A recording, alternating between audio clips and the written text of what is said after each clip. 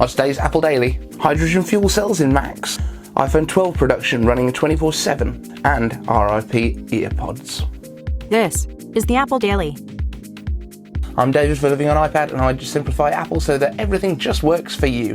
If you want the latest Apple news, leaks and rumours every day at 12 UTC, like this video, hit subscribe and ring the notification bell so you don't miss a thing. Hydrogen fuel cells in Macs. So the US Patent Office has published a number of Apple patents today, and the one making a big stir is hydrogen fuel cells, which is a really weird choice for Macs, and I will tell you exactly why. Hydrogen fuel cells use hydrogen and oxygen to react together to give off water and energy, which can then be harnessed and converted into electricity. It's literally the exact same process that was used by the Apollo missions when they went to the moon in order to make electricity using the hydrogen and the oxygen they had on board. Hydrogen for fuel, and obviously oxidizer for that, but also oxygen to breathe, and they needed water, so it was a really good idea. They didn't have big solar panels on the spacecraft back then. But actually, when reading through this patent, it talks about a mobile device or an electronic device controlling a hydrogen fuel cell. It doesn't really talk in much detail about the device being powered by the hydrogen fuel cell. So my thought is this is actually more to do with Apple's Project Titan, which is the car concept they've been working on in the past.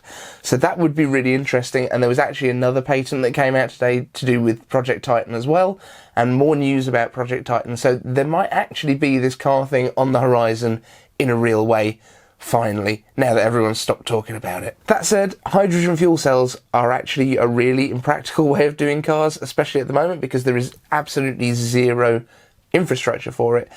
Electric cars, everyone complained, oh, where are you going to charge them? Well, just in this room, I've got like 14 power outlets. Hydrogen, there is nowhere I can get it, probably in this country commercially at the moment, and there's certainly not pipelines, there's certainly not the kind of infrastructure to fill anything up. Now the patent talks about cartridges, so it might be that you would buy a cartridge that is preloaded, that is kind of installed into the car. That results in a lot of wastage unless those are then going to be refilled. It just seems very complicated, but we will see. You never say never.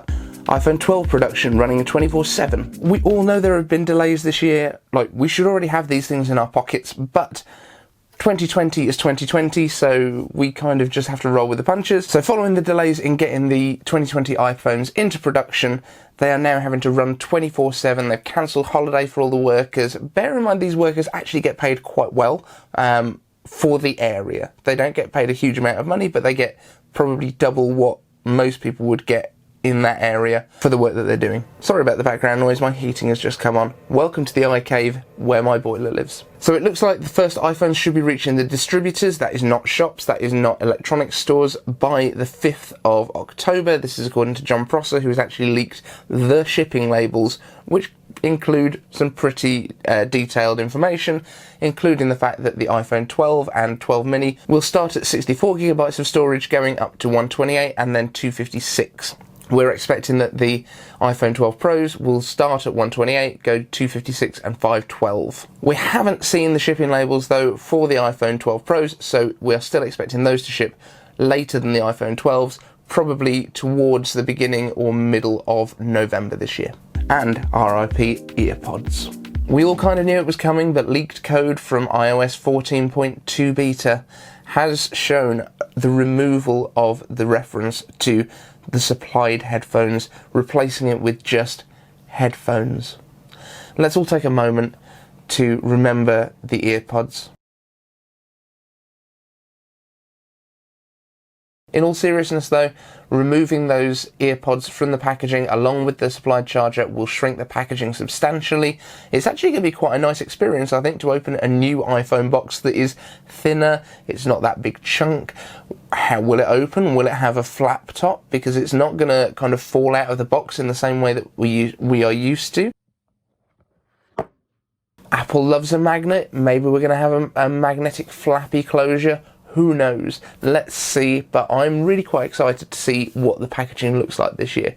If you remember the old iPod Touch colour packaging, they had like a clear top to it, so you could actually see exactly what the device looked like underneath, and it had a sticker that looked like the home screen on it. That was lovely. That was really cute. But it is going to be a new experience, so fingers crossed that Apple makes it fun in some way. And also, I know there's a lot of people out there thinking that this is a cost-saving exercise for Apple, and yes it is, but it's also a cost-saving exercise so that they don't need to put up the prices.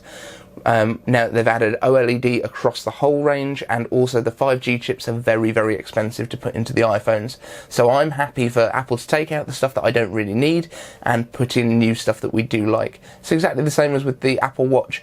We've got longer battery life now because they've removed the touch layer, which makes it more durable, more repairable. So yes, they've taken a feature away, but they've given us something back in return. So that's fine. And I've got to say, it seems like Apple news is slowing down a little bit now. It might be because we kind of know everything that's going on at the moment and there's very little left to leak out.